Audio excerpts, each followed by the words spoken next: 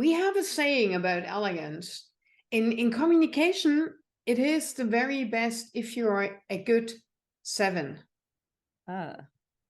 Right? So don't be a 10, because then everybody looks at you only because the way you look. Don't be a 4 either, because mostly when you're a 4, it's that you do not live up to your potential. Right? If you're a good 7, this is exactly the perfect balance between, yeah, this is an interesting person to look at, to talk to watch, and there is interesting things that person has to tell. So this is something we say very often when we talk about elegance in our business. Wow. Yeah. That's awesome. I love that. Welcome to the True Elegance Podcast. I'm your host, Dr. Bunmi Akinkugbe, also known as Dr. B. Through solo episodes and guest sessions, we delve into the timeless qualities of style, grace, and sophistication, and uncover what makes you truly elegant. So, sit back, relax, and let's get started on this empowering journey of becoming truly elegant. Hello, Elegant Tribe. Welcome to another episode of the True Elegance Podcast, where we go beyond the glam and the glitz to talk about the inner qualities that make us beautiful inside out and helps us to radiate elegant confidence. With me today, I have a communications trainer and coach who heads the Impact Communication Coaching, a pan-European training office that focuses on communication coaching, media, and public speaking. She works with managers and teams and men and women to talk about improving their communicative act, whether on stage or off stage, which we'll be talking about today.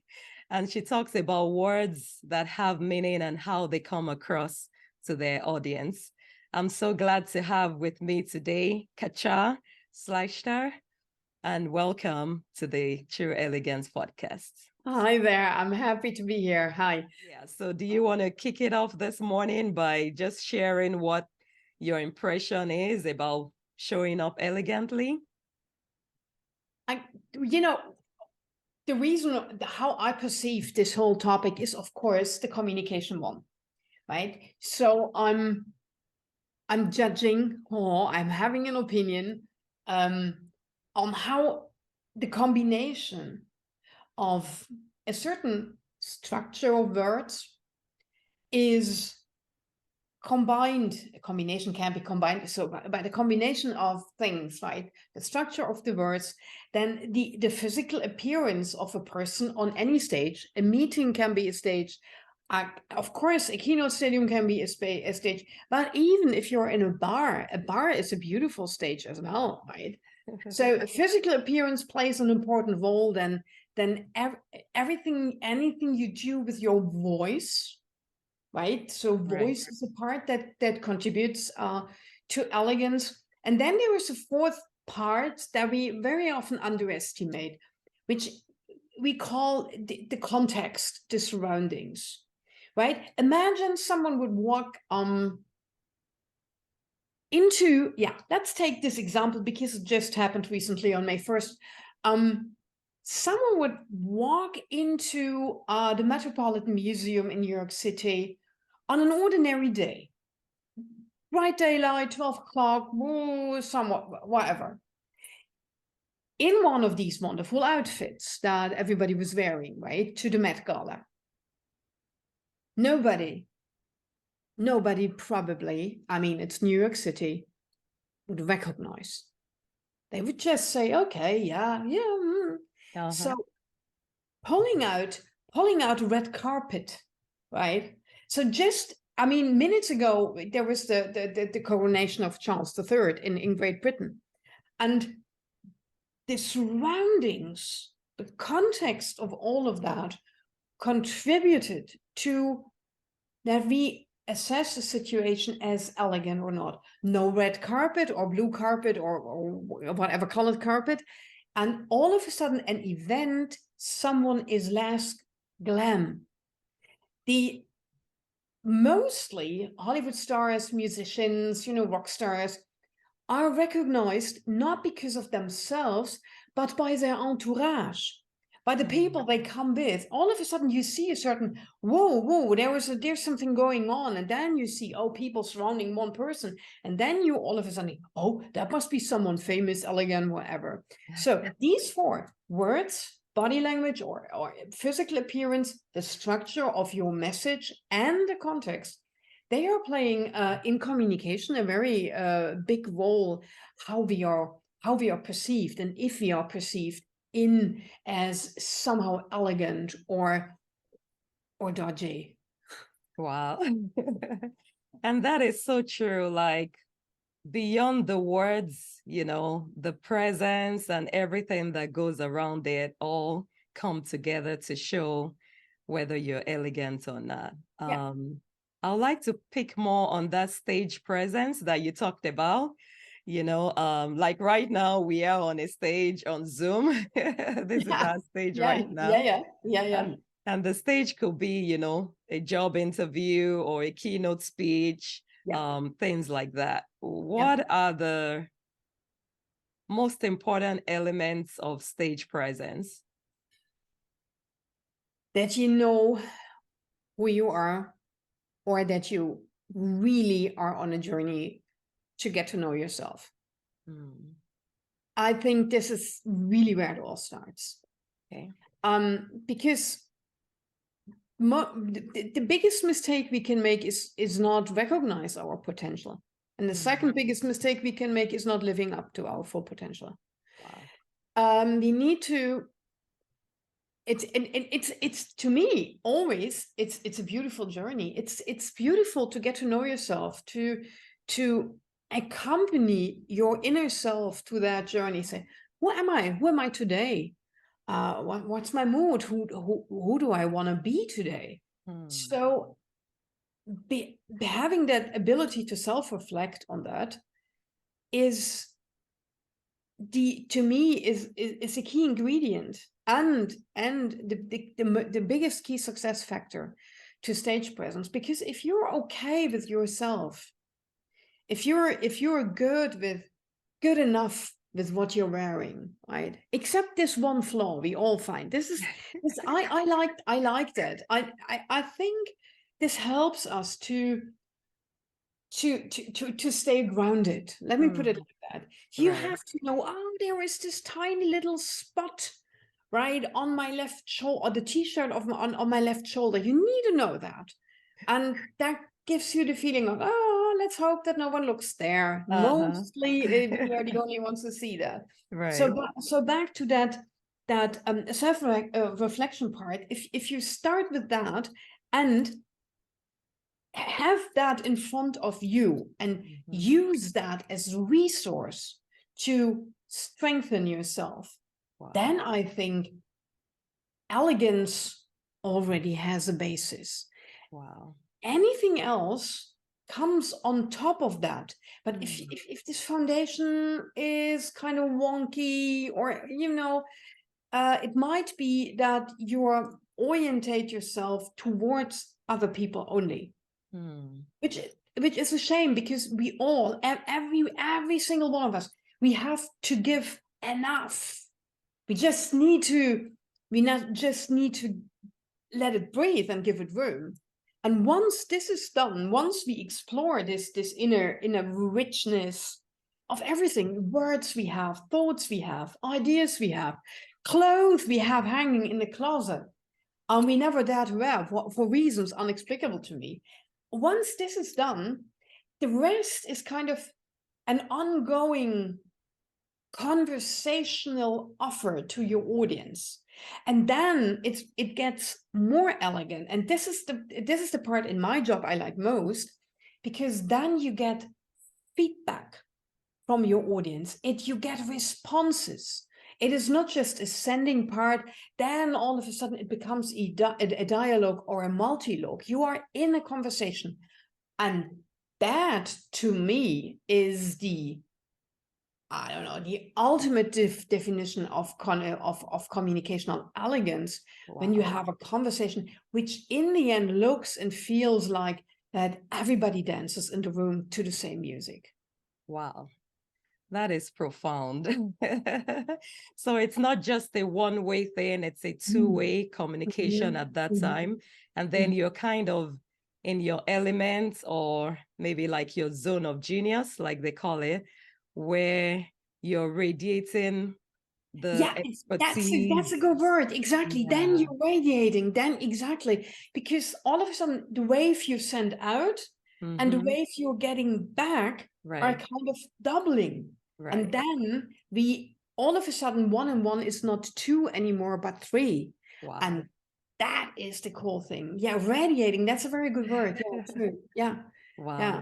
So going back to the piece of self-reflection, because you said that's where it all starts. What are ways in which we can, you know, sit down with ourselves and think through, you know, some folks might have had maybe bad experiences growing up or in one place or the other.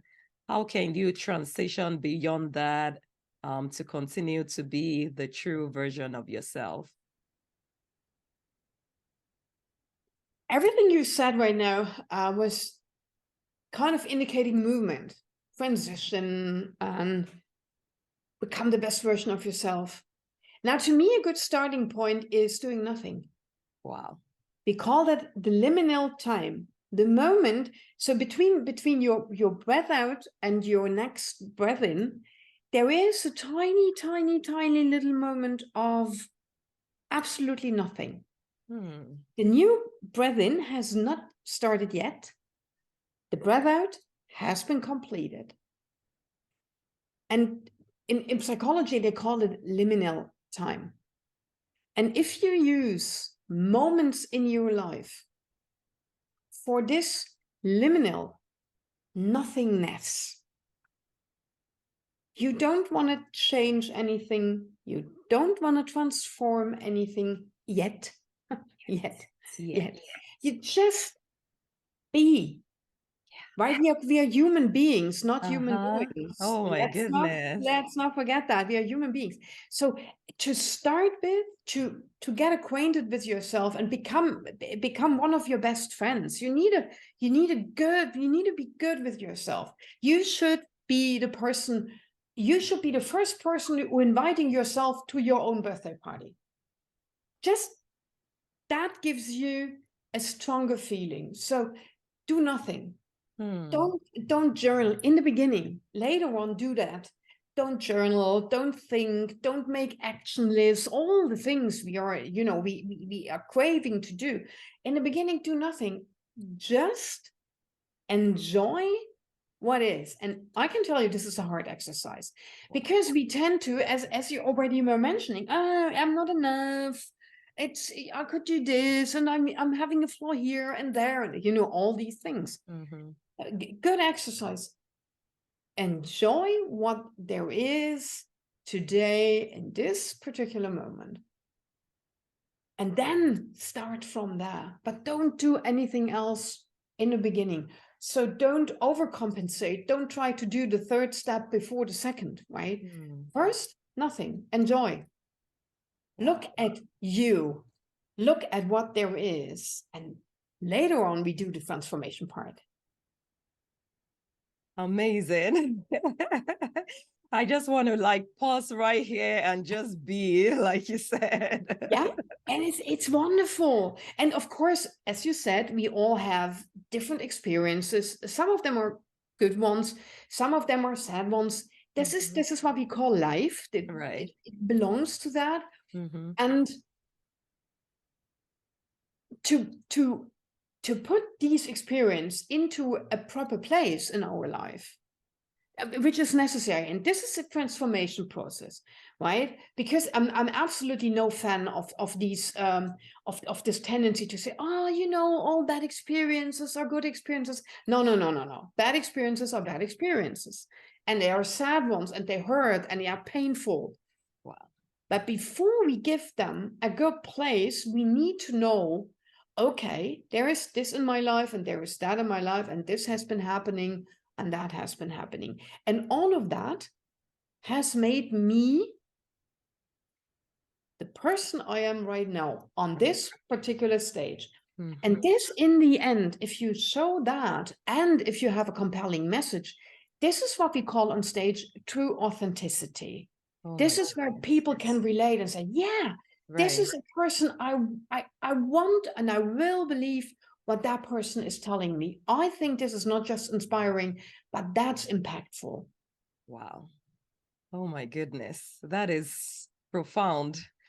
Yes, because we're being who we are, the real person we are, and not trying to live in the past or in the future, but in the present, and pulling people who will be attracted to that version of who we are so that we can make an impact in their lives.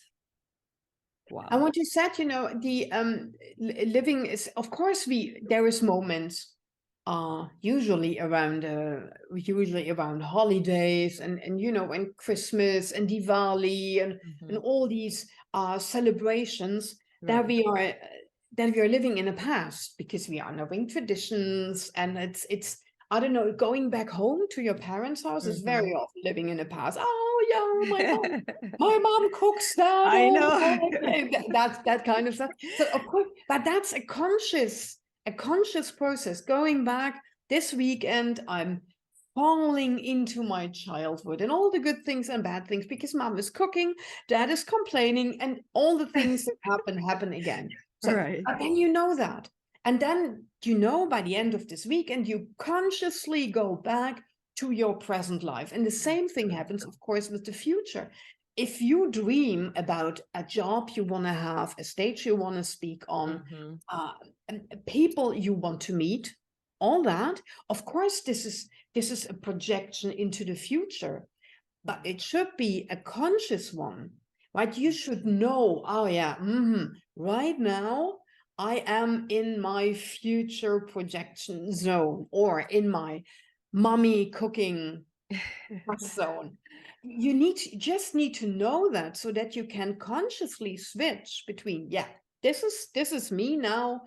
Okay, this is now, and this is my now projecting into a future, or being with my mother projecting into a past. If it's conscious, it's absolutely fine. If it's unconscious and you do not even realize that you're constantly living in a past or in a future, then you'll probably should do some work. Wow. Yeah. Got it. Got it. Awesome. Yeah, I know you're an expert in encouraging people to share their stories. Yeah. Yes. How did that start? What got you into that? I'm my whole life has been communication and stories. So for me, there isn't actually one starting point, I had a mentor and all that. No, I've been raised like that. My whole childhood was like that. School was like that. Education was like that. University was like, so it has been my companion all my life. And when I talk to people about what I do professionally, communication coach, keynote speaker, I always say, I found my early calling, right? To me, that was the usual thing. That was the natural thing to do. I'm best at this. This is really, I can't sing, at least not very good, right? And I'm very bad at math, or accountants and stuff like. I can't do that. So communication, this is my natural calling. And when you feel that when there is some things you like to talk about, or Right. some things that bother you, where you say, oh man, it must not be like that. So for instance, someone who is a stylist and absolutely can't stand badly dressed people and always has the urgency, so could I please just let me change that sweater of yours, stuff like that. Or a hairdresser, and a professional, really passionate hairdresser said, let me just do your hair, right? Right. And I Right. have the same thing with communication, and it annoys me. It really annoys me when people on stage present a brilliant idea very poorly. So to me, what you asked me has been my job all my life. The difference between then and now is now I'm getting paid for it. Now I turn it into a business, right? But do I do what I do already for a very long time? Oh yes, oh yes. I can't imagine my life without being that. Very badly, right? Terrible. I'm the person who is giving you, if it comes to communication, unsolicited advice. Like, oh my God, you haven't asked me, and I'm coming with very good tips and say, you could do this or that, and then I sometimes have to pull myself back and say, no, you know what? This person didn't even ask you for it. So shut the fuck up. Right. But yeah, this is this is kind of it tickles in my fingers when I see a bad presentation or again, as I said, a brilliant idea poorly delivered. So Wow. I think this is my place in the world. This is where I Beautiful. really can make a change. Right. If you have worked with me, everything in your public presence is going to be lighter, better, more friendly, more elegant, more elegant. Yeah, yeah. That's beautiful. It's good to find your place and what you do with ease, not necessarily because it's easy, but you constantly pour into it Yeah. to show that gift and talent to the world. Yeah, yeah. Yeah. Yeah, and what you said is right. It isn't easy, right? And Mhm. sometimes it's pretty tough. But it's the feeling, and this is something many of my clients tell me when they come down a stage. Very often it happens when they work with me the first time and then delivering their first speech or presentation or they apply for a job interview. Uh-huh. That they come to me with a full heart and a light head.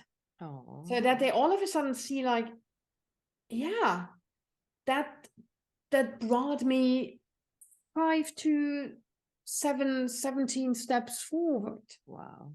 Yeah, and that to me is the most beautiful thing. That I see them not just walking on stage, that I see them dancing on stage and make the whole room dance as well to that music. So yeah, then it's really cool. That's beautiful. Beautiful.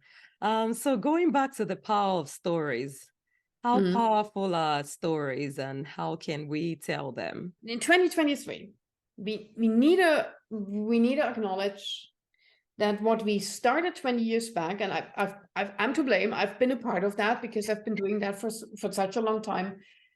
That working the stories has become a twofold sword. Yes, we should elicit our own stories. We should develop the brand stories of the companies we work for, of the tribe we are part of, all that. We should do that.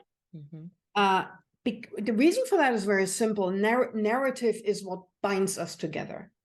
We are wired for story. This sentence is not new. This is already now. It's common knowledge. We are wired for stories, and psychologically, brain scans have shown that the moment someone tells a story, in the receiver's head, the same brain areas are activated. So this is magic that happens. And look, Aristotle already has been guessing that 2000 years back. On the other hand, there is this tendency right now that we try to overachieve, that we think everything has to be story and everything has to be packed into a narrative. And here we need to get we have to treat the subject a little bit more careful. There is a lot of things that do not need a story at all. Let me give you an example. If you're an executive and you have to fire people for reasons, for reasons it might doesn't matter. You just have to do it. the moment you're going to a conversation with the people you're actually going to be fired by you, these people do not need a story. That's so Not true. at all. They need the facts, they need the figures, they need to know what happens now, what happens next, and they need to know that you're as good as you can, right? The hand that slaps can caress, it's complicated, but still you take care for them as much as you can. Or what they don't need is a story. So we have to weigh yes to the story in principle. And if we would, especially in the corporate world, if we would tell our successes more in a story, very good. But there is in between, as everything, we kind of reach the climax, we reach the top, and now working with stories very often has become a commodity. Wow. And every time when something becomes a commodity, there is a downside to that. Right. So make sure that you have a story and that you are able to tell it properly, but you do not need to tell it every time on every sketch. Okay. Well, I guess there is a balance, like you said, figuring it out when it's necessary to share that story and when it might not necessarily be relevant at that point in time. You mentioned an important point, right? Resonance is one of the things that are important when it comes down to narrative, and relevance is the second one. So if you're only resonating without being relevant, it is chit-chat. Wow. Right? It's this emotional thing with, everybody was nearly crying. Okay, what has been said? I don't know. No good. So the other side is what we very often do in business. Okay, this is the relevant fact. Here are the bullet points. Read it, learn it, go live up to it. And any and every resonance is missing. There is no connection to any audience. So as always in life, or mostly in life, the truth lies somewhere in between. So you need to have enough resonance and you have to have enough relevance.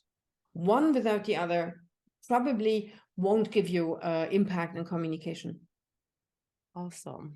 So as we try and put things together on this episode today, you've mentioned so many times the power of communication, and we've touched on it, in so many aspects, from the stage presence to impactful stories, resonance, relevance. How can we continue to build our communication skills as women of elegance? Find the things that really interest you. Look what your passion lies. What is the question you would ask to the world? What I see very often that especially women, they tend to ask questions other people are interested in and put their own interest behind that. So if you want to know how the universe works, this is your question. If you want to know how animals live in detail, this is your question. So start with really interesting, because our own interests are a very strong communicational driver. Because if you have real interest in something, you will forget that you might be fearful, that you might lack a little bit of courage. All of a sudden, the thing you want to find out is more important than your fear. And that is cool. Then you're courageous. Courageous does not mean being fearless. We are all fearful, which is a totally good thing. It helps us survive. If we wouldn't have any fear anymore, oh my God.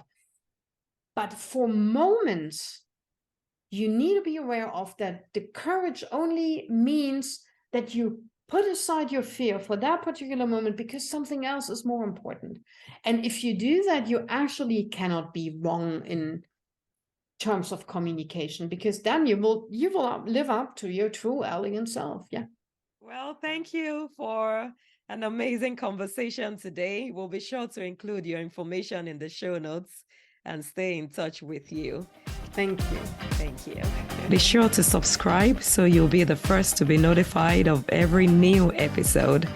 Leave a review and share this podcast with that elegant lady in your life. This is a space where we can come together to empower and inspire each other and leave feeling elevated and enlightened. See you in the next episode.